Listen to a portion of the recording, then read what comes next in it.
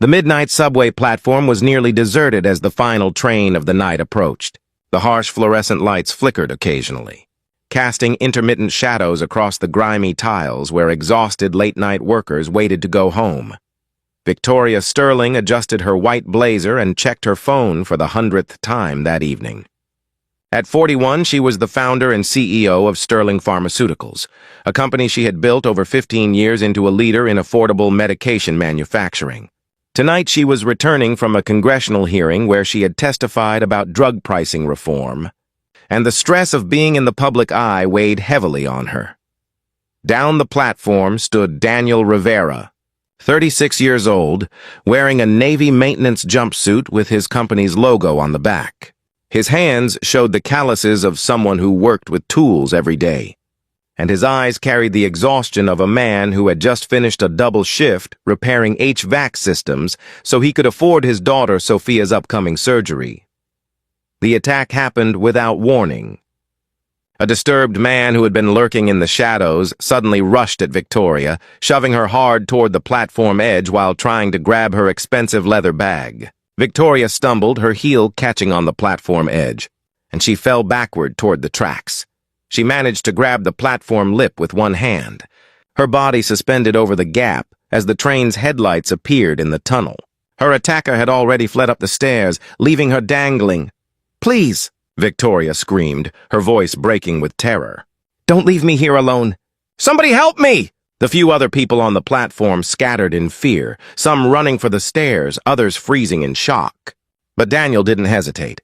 Years of emergency situations in his work had trained him to act when others panicked. He sprinted to Victoria and dropped to his knees, his strong hands gripping both her wrists. "I've got you! Don't let go!" The train was seconds away, its emergency brakes screaming as the conductor saw the crisis. Daniel's muscles strained as he hauled Victoria up and over the platform edge, both of them tumbling backward just as the train rushed past where she had been hanging. They lay on the concrete platform, both gasping for breath as the reality of what had almost happened sank in. Victoria was shaking violently, tears streaming down her face as delayed shock set in. "You're safe," Daniel said quietly, sitting up and offering her his hand. The train stopped. "You're safe now." Victoria accepted his help standing up, though her legs could barely support her weight. "You saved my life. That man, he just pushed me and ran? I saw it happen." "Are you hurt?" Victoria checked herself, finding scraped palms and what would become significant bruises, but nothing serious. "I don't think so. But if you hadn't been here..." Her voice broke again. Transit police arrived quickly, taking statements and reviewing security footage. As they waited, Victoria and Daniel sat on a bench, the adrenaline slowly fading into exhaustion. "I'm Victoria Sterling," she said, extending a trembling hand. "Daniel Rivera?" He shook her hand gently, noting the expensive watch and designer clothes that marked her as someone from a very different world than his. "You didn't even think about it," Victoria said. "Everyone else ran, but you just acted." Daniel shrugged. "I have a daughter. If something happened to me, I'd hope someone would help her if she needed it. It's just what you do for people. Most people don't. Most people run." Victoria's voice carried a bitterness that suggested deeper wounds than tonight's attack as they waited for the police to finish their investigation. They began talking in the way that shared trauma creates, honest and direct. "What were you doing out so late?" Daniel asked. "Congressional hearing about pharmaceutical pricing. I testified about making medications more affordable." Victoria smiled weakly. "I spend my days fighting corporations that put profits over patients, and tonight I nearly died on a subway platform." "There's some irony there." Daniel studied her more carefully. "Sterling Pharmaceuticals. That's you? I read about your company. You're the one who lowered insulin prices." "We did, and the industry hates me for it." Victoria gestured at her torn clothes. "This is what happens when you leave the office at midnight because you're fighting battles nobody else wants to fight." "That must be lonely," Daniel observed. The simple truth of it hit Victoria hard. "It is. I have a company full of employees, but no one I can actually talk to about how exhausting it is to constantly defend doing the right thing when it's more profitable to do the wrong thing. Why do you do it then? If it's that hard?" Victoria was quiet for a moment. Because my brother died when he couldn't afford his medication. He was diabetic, lost his insurance, and couldn't pay for insulin. That's why I started this company, so other families wouldn't lose someone they love because healthcare is treated like a luxury. Daniel understood that kind of loss. My daughter needs heart surgery. We've been saving for 2 years, but it's still not enough. I work double shifts, but medical bills don't care how hard you work. Victoria felt something shift in her perspective. Here was the man who had saved her life, and he was struggling with exactly the kind of problem her company existed to solve. How old is your daughter? Sophia's 9. She's tough, way tougher than me, but she deserves a childhood without being in and out of hospitals. Victoria pulled out her phone and opened her contacts. Daniel, I want to help.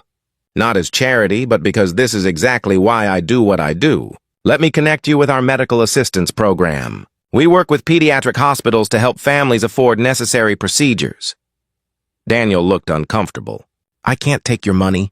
You just saved my life too, in a way. I can't turn around and ask for handouts. It's not a handout. It's using resources to help people who need them. That's literally my company's mission. Victoria's voice grew stronger. Daniel, you risked your life for a stranger tonight. The least I can do is help your daughter get the surgery she needs. Over the following weeks, Victoria made good on her promise. Through her foundation's medical assistance program, Sophia received the surgery she needed at a top pediatric hospital. Daniel insisted on contributing what he could, and Victoria respected his need to maintain dignity in accepting help. But more than the financial assistance, Victoria and Daniel developed an unexpected friendship. Daniel's grounded perspective helped Victoria remember why she fought her daily battles, while Victoria's resources and connections helped Daniel access opportunities that improved his family's stability. Victoria offered Daniel a position as facilities manager at one of her company's manufacturing plants, a job that paid better, offered excellent health insurance, and had reasonable hours that let him be present for Sophia's recovery. Daniel brought Victoria to Sophia's dance recital, the first time Victoria had attended a child's performance in years. Watching the joy on Sophia's face as she performed, knowing this child was alive and thriving, partly because of their programs, reminded Victoria that her work had real human impact beyond statistics and policy arguments.